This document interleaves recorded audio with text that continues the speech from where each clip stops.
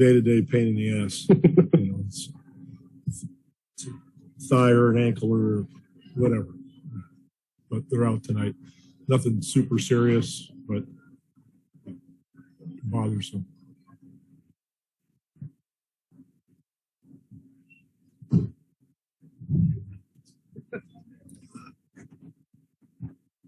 Pop, as you look back through the years with Steph getting closer to this, take a long time. Yeah, I know.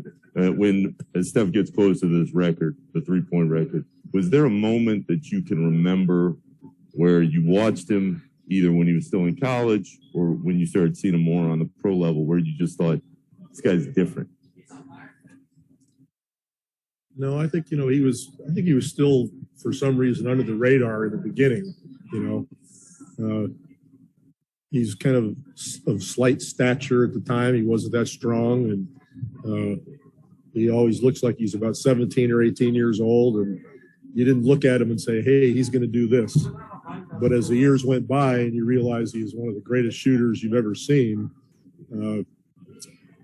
it became apparent that everything record-wise would be available to him. I don't know what that date was or what year that was, but he's put in so much work to get where everybody thinks, well, he's got a great talent, he can shoot. He's put in a whole lot of work because his movement, along with his shooting ability, his ball handling along with it, creates so much space for him to get shots off. He's put in a lot of work, and I don't think that people understand that. You had such an unbelievable experience with Tim for all those years when he was with you. Does what Steve has with Steph remind you of that type of similar relationship? Oh, sure. Clay's been here a while. Draymond's been here a while. I'm sure they'll be here for a long time. That continuity means multiple chances to win championships when you can keep a group like that together. And, that's what they're doing here. So special stuff. It doesn't happen that often.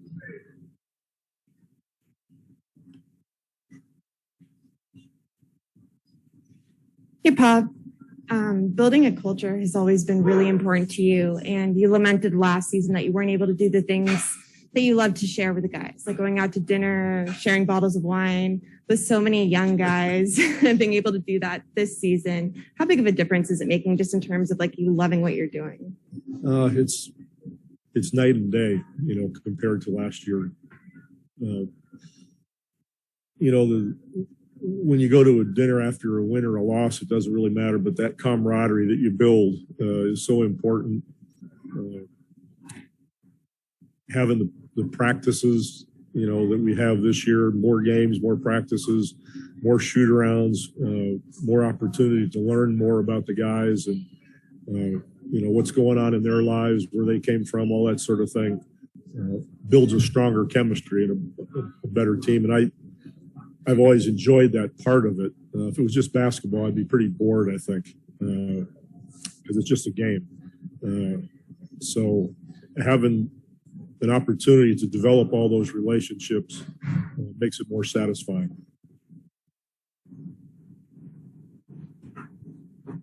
Going to go back a few years too, a lot of years actually. When you were here, when you were working with the Warriors and Elliot was around, do you ever lean on some of the things you picked up from those days, even now as you move on in your career? Oh, sure. I mean, we learned from everybody along the way. The time I spent here with Nelly was great, but he was a great matchup kind of guy. He knew how to take advantage of matchups. He was a great O's and X's guy. But, learning from Timmy Hardaway and Latrell, Sprewell, that sort of thing. Chris Mullin, to have those kind of guys around who are also special helped me understand what it really takes to be in the league a long time, how to appreciate the league, and how to get the most out of it, I guess. So those lessons, they never really leave you. The time I spent here was great fun. the Warriors have a couple of guys in Gary Payton II and Juan Pisano Anderson who kind of took the long road to the NBA. They're both 28 years old, but it took them a while to get here. And you almost see it in the way they play. Are you able to, when you watch guys like that, sort of feel an appreciation for the road they took to get here? You know, in some ways, I'm happiest for those kind of guys. You know, people come out and they're second in the draft or they're 10th in the draft or whatever. Okay, great. But people who have gone elsewhere, like in our situation, you know, we had Danny Green, for instance, you know, and he went to Russia a couple times and he went to the D League and he went here and he went there and finally figured it out. When guys do that and all of a sudden they're 26 or 28 years old, you know, they appreciate what they have and you got to be happy for them. And they're great examples for other players to learn how to be professional and to understand what it takes. So hats off to people like that.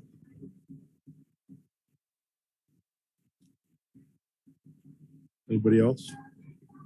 Well, I should, you know, take a moment, just another shout out to Draymond Green, you know, how fortunate we were to have him on the Olympic team. Everything he does for you all here at Golden State, he did for us in Tokyo, you know, whether it's picking up the pace on offense or making great passes or playing great defense, being a great teammate, giving energy to everybody. We were fortunate to have him, and he was a huge part of why we won. So another congratulations to him, and understand how heartfelt and how much we appreciated what he did. Did you always? Steve was there too. I just did whatever he told me. Did you always have a clear understanding of how unique Draymond is, or did you get more of that when working with him? We knew we needed him. We wanted him on that basketball team because of the things he does, because they really translate in the European game and for FIBA. Some guys just don't fit, and it doesn't work because it's a different game, and some of the rules are different. The referees do it a little bit differently, but he's perfect for it. So we were fortunate. Okay. Take care.